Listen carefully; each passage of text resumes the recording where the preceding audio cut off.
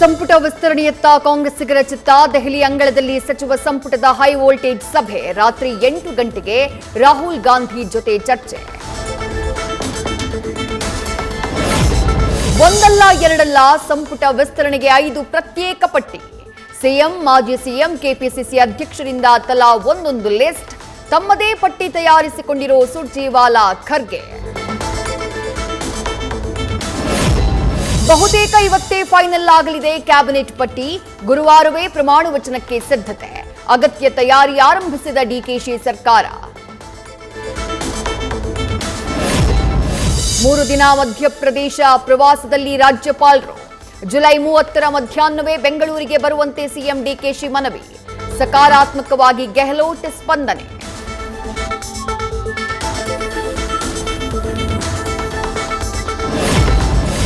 ಸಂಪುಟ ವಿಸ್ತರಣೆಗಾಗಿ ಸಿಎಂ ದೆಹಲಿ ಯಾತ್ರೆ.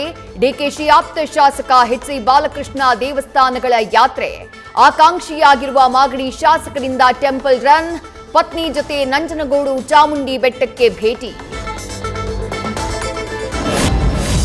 ಗಡಿ ಭಾಗದ ಕನ್ನಡಿಗರ ಪಾಲಿನ ನೀರಿನ ಮೇಲೂ ಕಣ್ಣು. ಕರ್ನಾಟಕದ ವಿರುದ್ಧ ಮಹಾರಾಷ್ಟ್ರದಿಂದ ಮತ್ತೊಂದು ಕುತಂತ್ರ.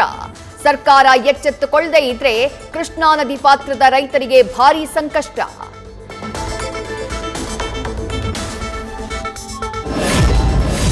ಕಾವೇರಿ ವಿಚಾರದಲ್ಲಿ ಇವತ್ತು ಮಹತ್ವದ ಸಭೆ. ನೀರು ಬಿಡಿಸುವಂತೆ ವಾದ ಮಂಡಿಸಲಿರುವ ತಮಿಳುನಾಡು.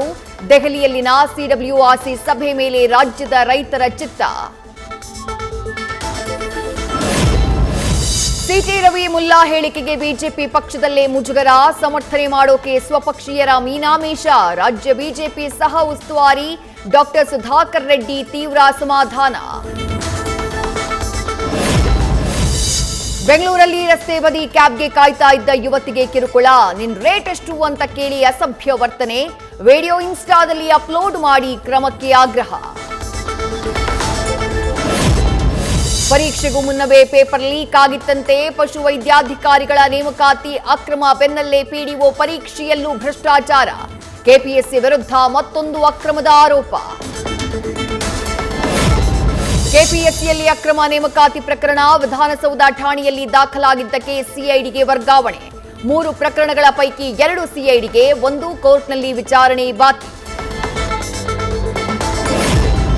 ಕೆಪಿಎಸ್ಸಿಯು ಸೇರಿ ಅಕ್ರಮ ನೇಮಕಾತಿ. ಖಾಲಿ ಇರುವ ಹುದ್ದೆಗಳ ಭರ್ತಿಗಾಗಿ ಆಕಾಂಕ್ಷಿಗಳ ಹೋರಾಟ. ಫ್ರೀಡಂ ಪಾರ್ಕ್ನಲ್ಲಿ ನಡೀತಾ ಇರೋ ಪ್ರತಿಭಟನೆಯಲ್ಲಿ ಬಿವೈವಿ ಭಾಗಿ. ಬಿಜೆಪಿ ರಾಜ್ಯಾಧ್ಯಕ್ಷರ ಜೊತೆ ಹಲವು ನಾಯಕರು ಸಾಥ್. ಅಕ್ಕಿ ತುಪ್ಪದ ಬೆಲೆ ಏರಿಕೆ ಬೆನ್ನಲ್ಲೇ ಮಸಾಲೆ ಪದಾರ್ಥಗಳು ದುಬಾರಿ. ಜೀರಿಗೆ, ಧನಿಯಾ, ಮೆಂತೆಕಾಳು, ಮೆಣಸಿನಕಾಯಿ ಇನ್ಮೇಲೆ ಬಲು ಖಾರ. ಏಲಕ್ಕಿ, ಲವಂಗ ಕಾಳು, ಮೆಣಸಿನ ದರವೂ ಗಗನಕ್ಕೆ.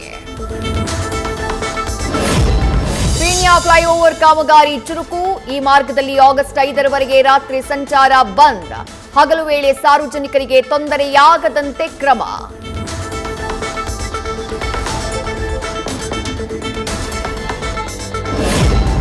ಮೈಸೂರಿನ ಹುಳಿಮಾವು ಗ್ರಾಮದಲ್ಲಿ ಚಿರತೆ ಪ್ರತ್ಯಕ್ಷ.